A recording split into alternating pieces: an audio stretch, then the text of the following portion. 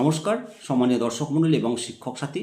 1 September 2025 supreme রায়ের পরিপ্রেক্ষিতে TET ইস্যুতে নড়ে চড়ে বসেছে ভারত সরকারের শিক্ষা মন্ত্রক।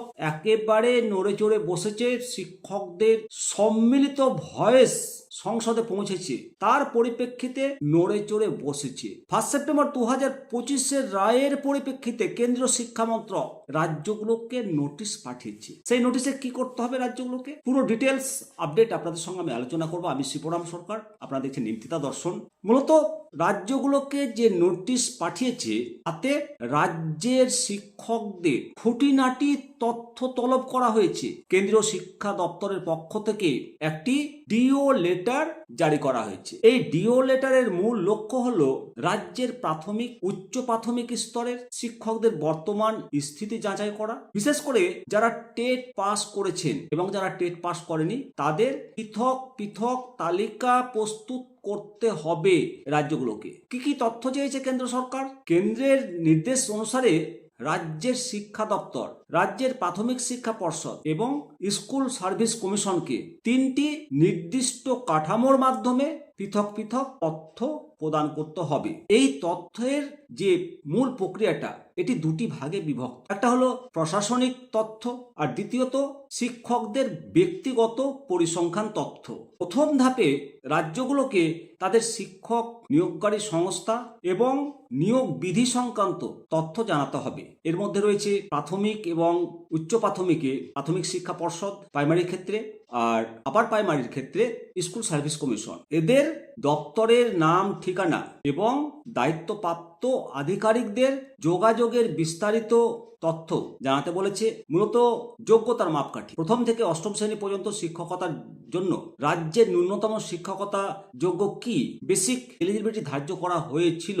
দ্বিতীয়ত পদোন্নতির নিয়ম, শিক্ষকদের প্রমোশনের ক্ষেত্রে বা ক্যাশ অ্যাডভান্সমেন্ট স্কিম, যেটাকে বলা হয় কেরিয়ার অ্যাডভান্স স্কিম, অর্থাৎ 10 ইয়ার্স, 18 ইয়ার্স এবং 20 ইয়ার্স বেনিফিট পাওয়ার শর্তগুলো কি কি সেটা স্পষ্ট করে জানাতে হবে রাজ্যগুলোকে। এছাড়াও শিক্ষকদের বিস্তারিত পরিসংখ্যান ও স্টেট স্ট্যাটাস জানাতে হবে।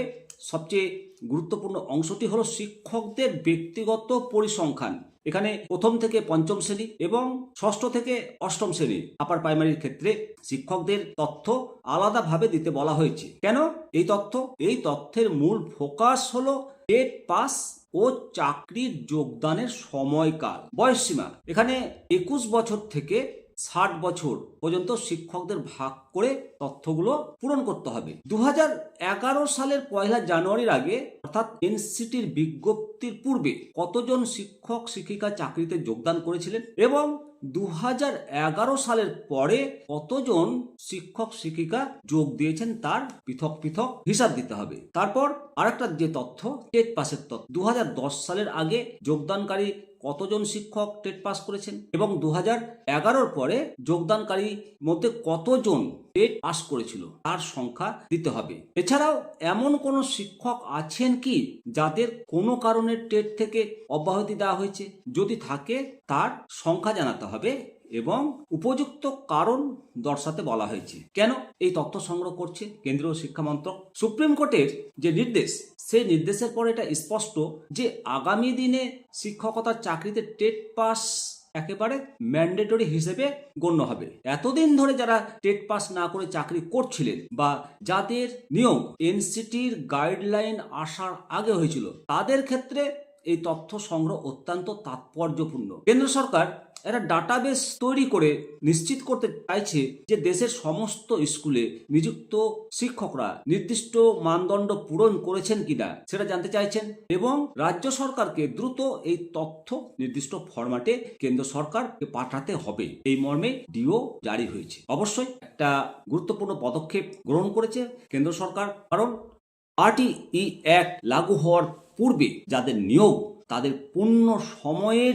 চাকুরি নিশ্চিত করতে হবে সরকারকে। এটা তাদের মৌলিক অধিকারের মধ্যে পড়ে, তাদের জীবন এবং জীবিকার অধিকারের মধ্যে পড়ে। দুম করে একটা নির্দেশিকা, একটা আইন লাগু করে চাকরি খেয়ে নেবে, এটা তো আর হতে পারে না, আর এটা চলতেও পারে না।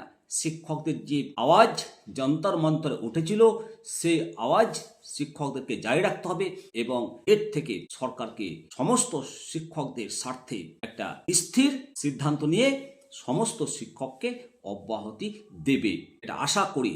ভারতবর্ষের গণতন্ত্রের যে কাঠামো, ভারতবর্ষের মাননীয় সুপ্রিম কোর্টের যে শক্তিশালী মজবুত আস্থার ওপর দাঁড়িয়ে রয়েছে ভারতবর্ষের জনগণ, সেই আস্থার ওপর পূর্ণ সমর্থন, পূর্ণ ভরসা রেখে এটা বলছি, সমস্ত ইন সার্ভিস শিক্ষকগণ যাদের RTE অ্যাক্ট লাগু হওয়ার পূর্বে চাকরি করছে, একজনেরও চাকরি যাবে না এবং টেট দিতে হবে না। এটা অন্যায় যদি তাদেরকে টেট দিতে বাধ্য করা হয়। অবশ্যই সমস্ত শিক্ষক মণ্ডলী, অভিভাবকবৃন্দ আপনাদের যুক্তিপূর্ণ মতামত কমেন্ট সেকশনে অবশ্যই করবেন। জয় হিন্দ, জয় ভারত।